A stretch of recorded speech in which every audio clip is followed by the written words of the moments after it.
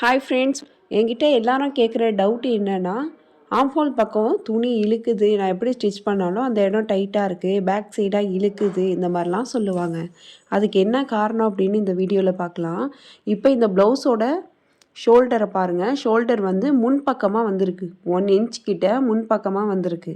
Shoulder கரெக்டாக இருந்தால் நமக்கு ப்ளவுஸ் கரெக்டாக இருக்கும். ஷோல்டர் முன்பக்கமாக நம்ம தைச்சிட்டோம்னா ப்ளவுஸ் வந்து முன்பக்கமாக இறங்கும். எப்போதும் பார்க்கும்போது நம்ம இந்த மாதிரி ப்ளவுஸை மடித்து வச்சுருக்கும் போது மேலே டாப்பில் கரெக்டாக ஷோல்டர் ஜாயினிங் இருக்கணும். இந்த ப்ளவுஸில் அந்த மாதிரி இல்லை. ஷோல்டரோட சென்டரும் ஸ்லீவோட சென்டரும் கரெக்டாக மேட்ச் ஆனால் தான் நமக்கு ஆம்ஹோல் சைடில் அந்த ப்ளஸ் மாதிரி சிம்பிள் வந்து கரெக்டாக வரும்.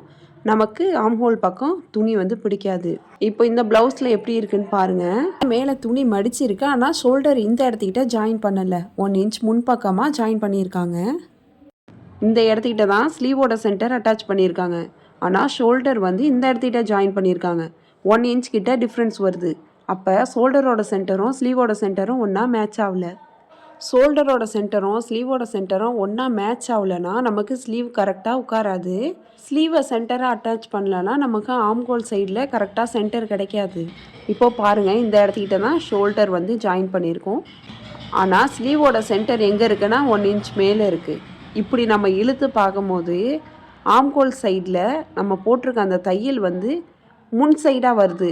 ஏன்னா நமக்கு சைடில் பேக் சைடுக்கும் ஃப்ரண்ட் சைடுக்கும் சென்டரில் தான் இருக்கணும். இந்த ப்ளவுஸில் பார்த்தோம்னா நமக்கு ஃப்ரண்ட் சைடாக வருது.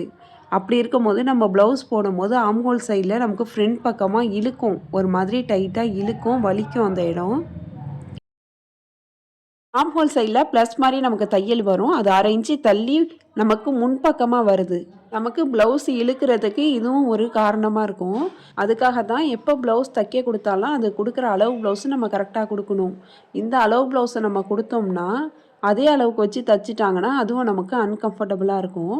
இதில் நம்ம ஸ்டார்டிங்லேயே அளவு ப்ளவுஸில் மிஸ்டேக் இருக்குதுன்னு கண்டுபிடிச்சதுனால கரெக்டாக ஷோல்டரை எடுத்து விட்டு நம்ம அளவு எடுத்து கட் பண்ணியாச்சு.